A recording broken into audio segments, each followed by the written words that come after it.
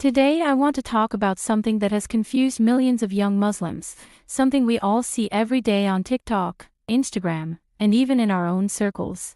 Halal dating. Everyone uses this word, but almost no one knows what it truly means. Some people think just having good intentions makes anything halal.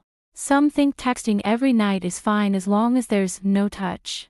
Others believe engagement means you can act like a married couple. And then there are those who create their own rules, their own Islamic loopholes, convincing themselves they're on the right path, when in reality, they're walking straight into what Allah warned us against. The truth is, our ummah is confused. And this confusion is destroying hearts, breaking trust, and leading people into sin while they honestly believe they're doing the right thing. So in this video, we're going to cut through the noise. We'll talk about the real questions Muslims are asking, the mistakes we're making without realizing it, and what actual halal courtship looks like in Islam. Simple, dignified, and clear. This isn't about judging anyone. It's about saving ourselves from pain, improving our relationships, and following a path that protects our iman and our future. Dating is haram. But questions still come from all over the ummah. But getting to know a future spouse for the purpose of marriage is allowed, with rules. So, how do we know each other Islamically? We meet with a chaperone, not alone. We talk only with the intention of marriage, not for fun or flirting. We ask the real questions: values, deen, goals, family, personality, everything needed to decide compatibility.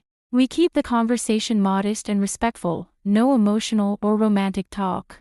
If needed, we can speak on call or video, but again, clear intention, supervised, and no private intimacy. And when both sides feel comfortable, the process moves toward a formal proposal. That's it. Islam doesn't stop you from knowing someone, it just protects you while you do. I like her, but she's not religious. Will it get better after marriage? In Islam, the answer is simple. Marriage doesn't magically change someone. If she doesn't pray now, if she doesn't care about deen now, if she isn't trying to improve now, marriage will not fix it. In most cases, it becomes harder. Yes, people can grow together, but only if she already wants to change for Allah, not for you. Look at her actions, not her promises. You can influence, but you cannot transform someone who doesn't want transformation. If deen matters to you, choose someone who is already walking toward Allah, not someone you hope will start later. Why do spouses become distant over time? Does marriage kill love? No. Marriage doesn't kill love. Neglect does. Love fades when communication becomes weak. Ego replaces mercy. Small problems stay buried. Routine replaces effort. And Allah is removed from the relationship. Distance grows when spouses stop doing the little things they did at the beginning: kindness, attention, appreciation, effort. So, how do you keep love alive? By talking openly. By listening without ego. By showing gratitude. By making time for each other. By forgiving quickly. By putting Allah between you, not your pride. Marriage doesn't destroy love. People stop nurturing it. Keep nurturing it, and love only grows. Divorce rates are so high, so how can a person be sure they're choosing the right one? You can't guarantee the future. But Islam gives signs and safeguards. Choose someone with good character, strong deen, emotional maturity, honesty, and respect. Look at how they treat their parents, their friends, people who can't benefit them. Character never hides. Ask real questions. Goals, anger, money, family, boundaries, values. Not just, what's your favorite color? Get advice from elders. Do istikhara. And don't ignore red flags, ever. Finding the right person is not luck. It's clarity, and trusting Allah. Everything you said is okay, but what if I don't have any money and I want to marry? In Islam, money is not the problem. Unrealistic expectations are. A man doesn't need wealth, he needs responsibility, effort, and the ability to provide basics. A simple nikah, a simple home, a simple life is completely allowed. The Prophet said, "The most blessed marriage is the one with the least expenses."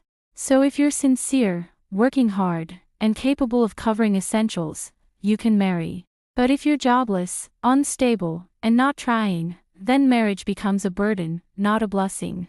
Allah opens doors for those who take action. Start small, work, save, and trust Allah. Is dating allowed in Islam at all? Is any form of dating, online or offline, permitted? Or is all dating haram? In Islam, dating for fun, romance, or emotional attachment is haram.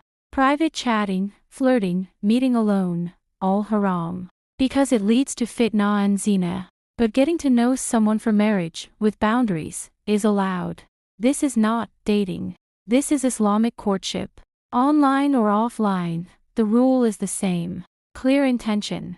Modest communication. No privacy. No romance. And parents or guardians aware.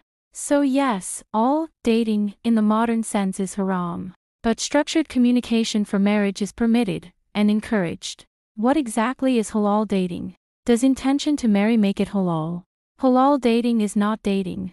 It is a controlled, respectful process to know someone only for marriage. Halal means clear intention, modest behavior, supervised communication, no privacy, no emotional or physical intimacy, and families aware. Just intending to marry does not make anything halal. Intention must be followed by Islamic boundaries. If the process is respectful, supervised, and marriage-focused, it is halal. If it becomes secret, romantic, or private, it becomes haram. Are Muslim dating apps or online matchmaking halal? The app itself is not the problem. How you use it decides halal or haram. If the platform is meant for marriage, not flirting, and you communicate with clear intention, modesty, no private romance, and families become aware early, then it can be halal. But if the app encourages swiping, flirting, secret chatting, or emotional attachment, it becomes haram, even if it's called Muslim. So the rule is simple. If it protects Islamic boundaries, halal. If it breaks them, haram. When can we meet alone? Is it allowed to talk privately over chat, voice, or video? In Islam, you cannot meet alone before nikah. No private rooms. No closed spaces. No khalwa. You can meet with a chaperone, or in a public setting where privacy is not possible. As for chatting, private messages, voice calls, and video calls are only allowed if the intention is marriage, the conversation stays modest, and no emotional or romantic talk happens.